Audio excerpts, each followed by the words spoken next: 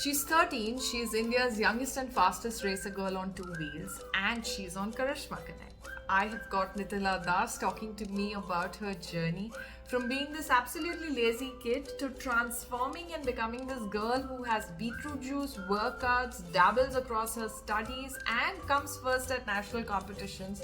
Does all of this because she's so passionate about biking and cycling.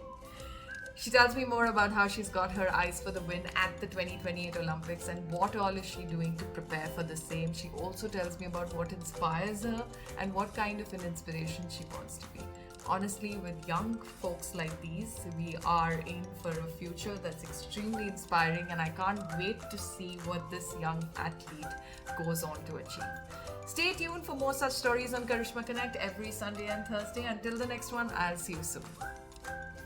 So thank you so much, Nithila, for joining me on Karishma Connect. It's a pleasure to have you, and I look forward to getting to know your amazing story much better on this podcast and sharing it with the world. Thank you.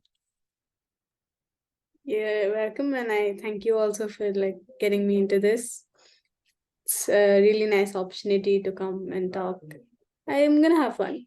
To begin with, Nithila, what I ask all my guests on Karishma Connect is that dive right in. Tell me about your journey. Tell me about how you started, what you do, what your passion is, and what's so special about where you are today. So I'd say all this started about 4 to 5 years ago.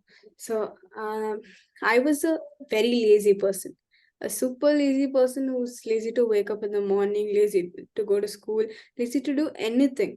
Okay. And then I have a younger brother, so he's also into all of this biking, cycling. So my dad used to call both of us saying, this we'll go for cycling, it's a good sport, we'll go in the early morning. So I used to give some or the other reason each and every day, and then I'm like, I'm not coming, I don't want to wake up early in the morning. And my brother used to go with my dad. So after a few practice sessions and everything, my brother went for a few races and he started getting these medals and trophies home. He's a younger brother, so I'm like, this is not fair. I'm here sitting at home, I'm the elder one, I'm not getting any kind of trophies and anything like that. And my brother is going out there and getting it all home. And then I'm like kind of a jealous sister I became. And then I'm like, okay, fine, I'll try this out. So I started waking up, I started going for training. But then my first race, I went for a Mysore race and I got first in that. That was the key point of this journey. I was so happy, like, okay, fine, cycling is just my thing. I'm getting into it. That's what was my first thing into cycling. So my dad's support was really high. He got me for each and every race without missing anything. We continued cycling, and from the past 3 years, I was doing. Actually, from the past 2 years, I did the nationals, MTP cycling nationals, unofficially. Means I wasn't having the proper age for the nationals. Yeah. So I got a special entry, but even if I come on podium, they won't give me the prize. So that was the basic logic of it. And I won nationals fourth place for those 2 3 years. I started from the last and came into the front. Wow. It was nice 3 years for me at that time. And actually 3 years ago, maybe after 1 year of cycling, I mean my dad, again he introduced me into this dirt biking, which was not professionally, because I wasn't feeling that dirt biking is my thing, how I felt for cycling. So I went ahead with dirt biking. I had this coach, Dev Venkatesh. He's still my coach. So he trained me to ride bikes, and then it's fun for a kid to learn bikes. It's really going to be a fun part. It's like usually kids are like, okay, cycles, maybe that. This those small comes in, and then you're like, bike, wow, that's really great. Yeah. And then especially from the motivation you get in school and everything, they're like, oh wow, Nithila, you ride bike, that's so great. So we'll also get motivated, and then I'm like, okay, fine, biking is a good thing. And my motocross coach, he asked my dad to introduce me to circuit racing. I tried out circuit racing. I got another coach there, which is Abhishek Vasudev. He trained me. Within 4 days, the TVS women selections, which had happened in Bangalore, Okay. I got first place in that. I was the Wow. youngest and fastest rider there. So I'm like, okay, this is just like cycling. First race, first place. I'm so happy. I went for the round. That was last year. I started last year. And then Okay. I went by the end of the round. In between, I was a little behind, but then by the end of the round, I came first again. Hmm. Like with the all top people in that category. Hmm. Then I came first. I got the whole championship third position. I got. Hmm. I got all cash prize, and then I was so happy. Now this year also I've gone for the TVS selections continuously. Now 2 rounds are over, and I've continuously had first place in both the rounds. Now there are 3 more rounds waiting to get the first again. I like getting trophies home a lot. Is that what It keeps all you going? yeah. So it all started with my dad's support, and from cycling to biking, and now cycling aiming towards the Youth Olympics and Olympics, basically. Hmm. And what are you most looking forward to at the Olympics?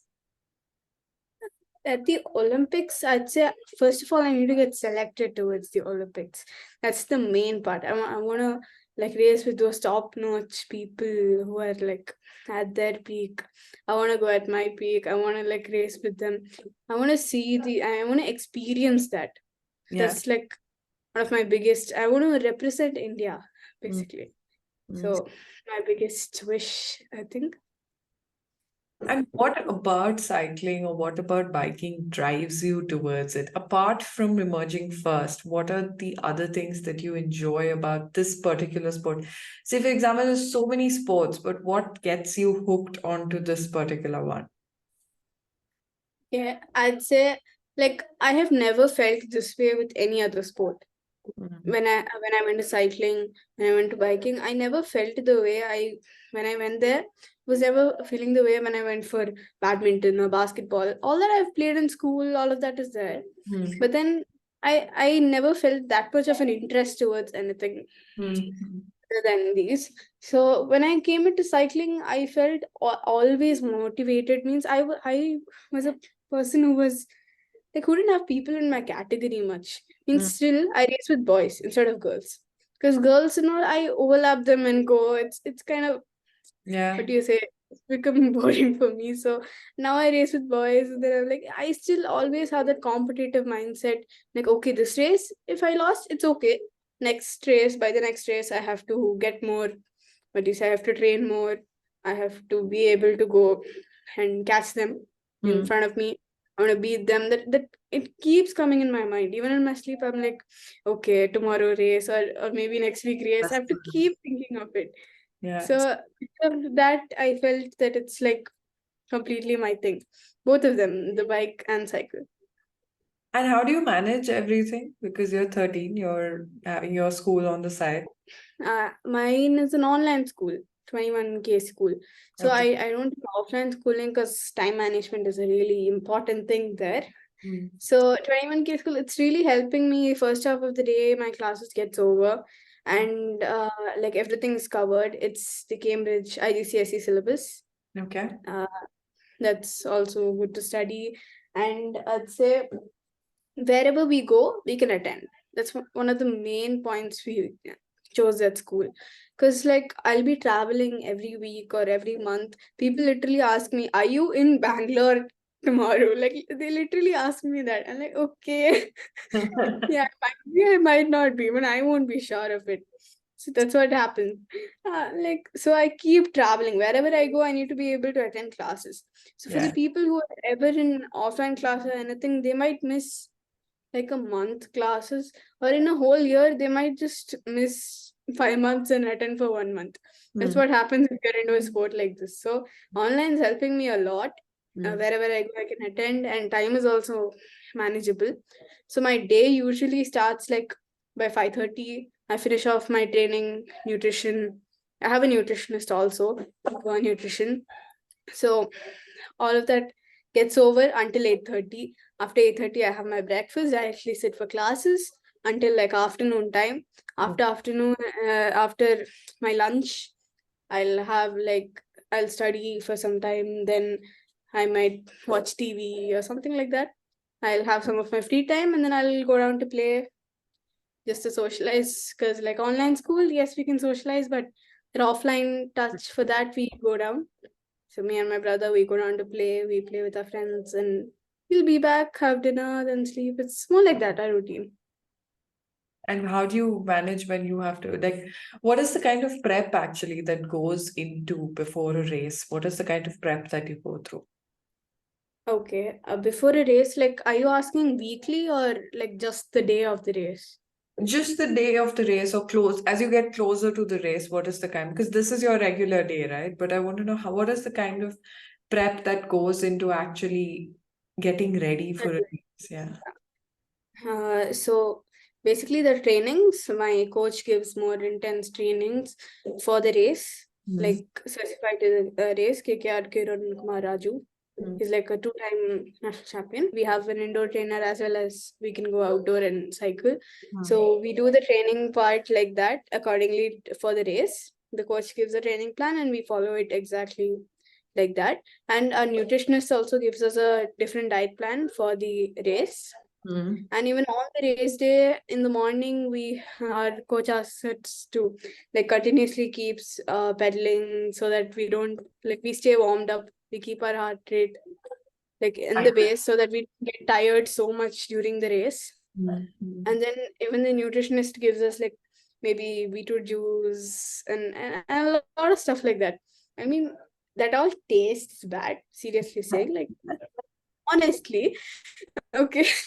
It tastes very bad, but then it's helping. So I don't have an option and I just have it. I'm like, okay, if I have this, I will win the next race. Or maybe if I have this, I might get more energy. That's what I think all the time. I'm like, okay, calm and have somehow I can push myself to have whatever is there. So from being lazy to beetroot juice to emerging first, you have quite the challenges along the way. Yeah, very true. Like very true. And then tell me, because you mentioned your coach and you mentioned that he's been a champion himself. Tell me, what are the three things, if I were to ask you, what have you learned from a person who has reached that stature, and what are the three things that you hold really special that you might have learned from him? Okay, I would have learned means okay, I'd say athletes who are in that level, Yeah. they're all very organized in Mm. speaking way and everything. They are well organized in all kinds of ways. It can be how they communicate, it can be how they take care of how they take care of things. It can be anything. They're very organized, and I have tried my best to be organized, I'd say. I mean, I'm a kid. I can't. Your kid way above your age. Even talking to you is having me so stunned by the way you are. I think you're way beyond your age. So Yeah, that's true. Like, people think I'm 20 years old, 25. I'm like, I'm 13, please. I literally have to say that.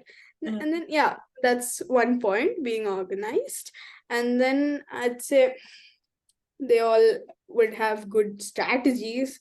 If I watch a person now, I like a few UCI level riders, the international level riders. Now I'd say Nino Schurter, each of his race has each different strategies. It's like nice to look at them. I mean, it's not nice. It's nice to learn. You can learn from them a lot. Means each of their moves, every rider in that race, I I sit and watch. My coach asked me, watch this race today. So I'll sit and watch. I'll see what this person's doing for this first time. Like I exactly need to check all of that so that Yeah. I'm getting an idea. So one race I watch, I get one new strategy for my next race. It's like that. So if I watch a race every day, I'm getting new strategies every day.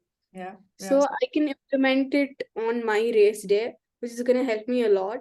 And then I get that feeling, yes, I'm gonna win this race. So that's another thing that helps me there. races and everything. And I'd say, yeah, their trainings, all of that, their recovery things. Now there's this rider, Scott rider named Kate Courtney. Her recovery, this one, most of the riders do it, but I like follow her recovery. This one, she takes all these ice baths and everything. I'm a okay. I don't like cold. Okay, even when I take a shower, I don't take with cold water. I'm like, Not only oh, like me. no. So I went to this sports physio just to like do an overall like sports checkup, and then he told that I have to take an ice bath. Oh Before my that, I have to like, go and jump in the cold pool and everything. And then I was literally shivering when he told that. God. So, so until then, I just look at these pictures of these riders sitting in the ice tub and then just reading a book or watching their phone. I'm like, okay, this is so simple. They look so comfortable. And then they ask me to do it. I'm like, no, this is not my thing. Please. That's all I say. So, like, yeah, all these other things I say that I get inspired from people. Any tag as such comes with a lot of things that you think of, comes with a lot of, for example, if somebody told me I'm the first podcaster in the world to do something, it comes with a lot of responsibility attached to it, right? Yeah. How would you define that? How would you describe that feeling? Now, I'd say it's the fastest girl, youngest and fastest girl in India. That was a title which I've got in the FIM Mini GP Championship last year. So in that, there were like girls and boys. It was all kids. But I'm telling you, kids ride more aggressive than adults, most of them. I mean, not like international, national level riders, like so whatever national championship you're doing. Even kids ride very aggressive. You look at our races, the kid races, the rookie, there's a category in TVS. It's a mess. It's a proper dog fight with kids. Oh. See, so that is what happens. It's I'd say, yeah, in this title. So when I got this, I was still I was not satisfied. I mean, I am satisfied in one area, but then I don't have much of responsibilities for this. I'm Yeah. like, okay, fastest girl, I have to keep up. Means I shouldn't like suddenly say that, yeah, I got this title, so now I can like just do in my pace. Yeah. I shouldn't be saying that. I am like, okay, keep pushing, keep trying harder. So I just keep looking in the front. I'm like, okay, who's the next person? I count. Even during the race, I count. Even when I'm not in a race, I count. Like during a race, I'll search for people who are in front of me. So even if I catch like the person running first, I'm like still counting. Who can I overlap now? Like I keep counting who's in front of me, and then I want to catch them. So I was not like completely satisfied because there were like three boys in front of me in the mini GP season. So now I've trained, and then I'm like I mean somewhere near the pace of them, like pace of the third boy. I'm like faster than him now almost. So I've like trained that hard. Now I want to train more and get into that first place. Now if another uh this is coming, another competition is coming, or a championship is coming, I want to be that overall fastest. I don't want to be like fastest girl. I don't want that. I want the whole thing. I want to be the fastest racer in the whole world.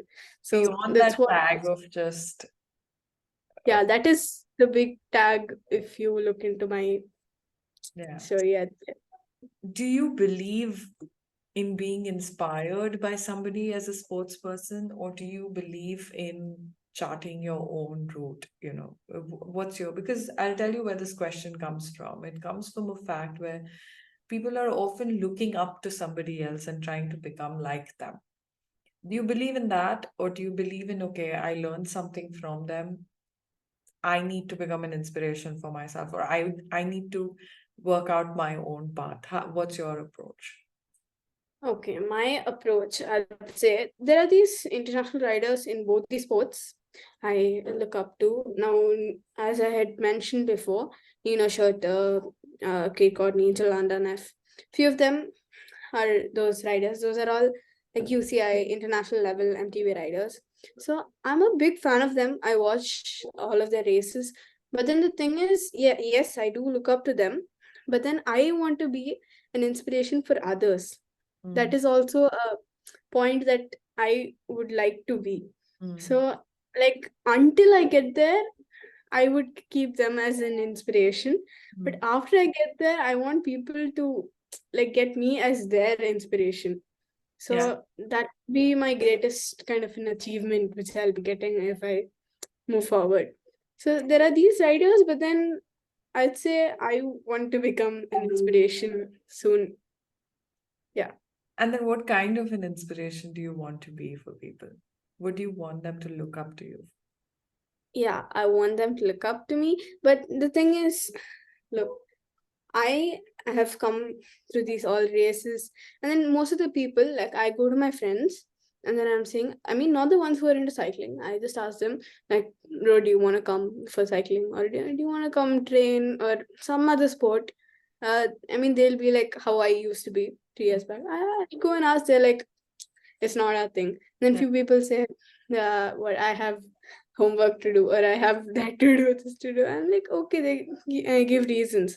So for all those people, if they come into some kind of co-curricular activity or something, it's going to be fun for them, as well as they're going to like become more and more personalities like me. Like now, how I'm climbing up the ladder.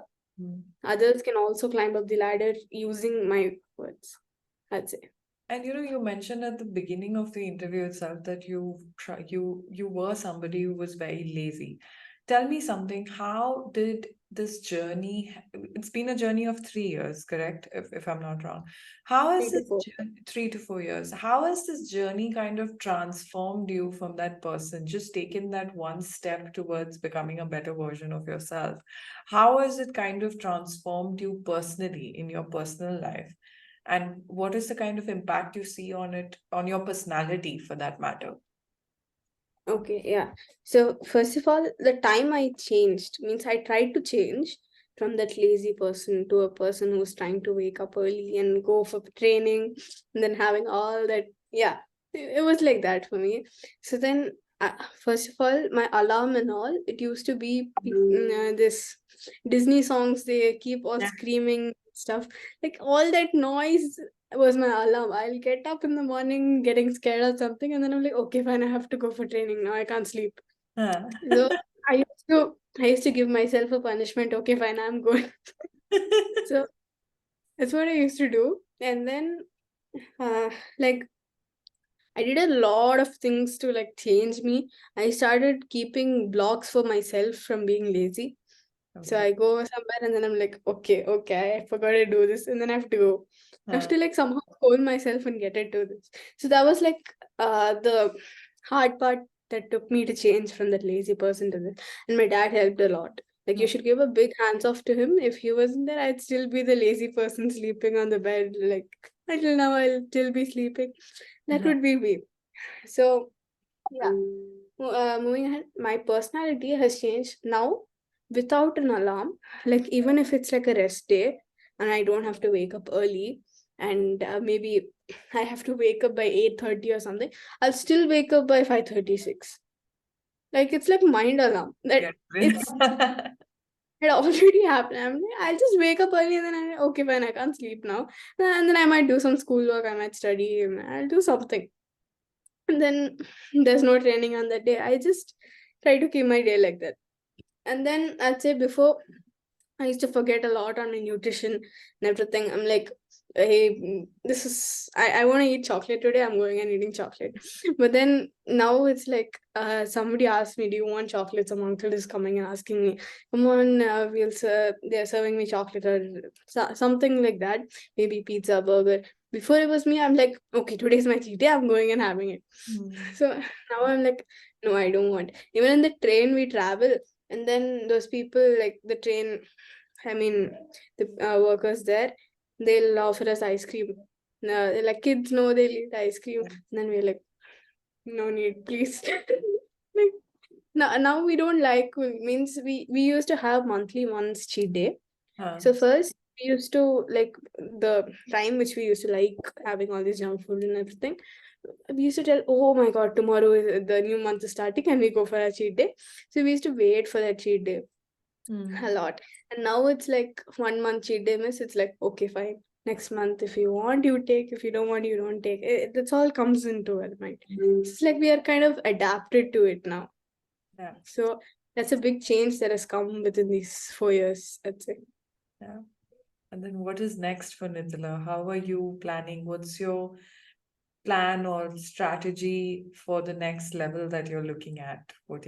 How do you intend to, evolve and grow in the next few years and achieve your goal? Okay, I'd say I have already started my training for like the Olympics. I'm aiming for the 2028 Olympics Yeah. because only then my age is going to be appropriate, and I think I'll be like, what do you say, ready and trained for that level. So my training has started for that. And before the Olympics, all the national championships and everything, I need to clear it off. So my nationals are coming up mostly this September. Nationals will come.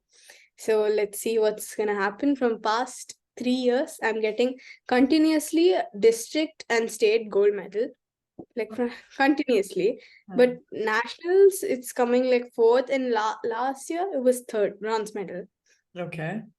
in nationals. That's what I got. So this time I want to target for the first, and I'm gonna get that first mostly. I'm training for that, and I'm thinking I'm gonna get it.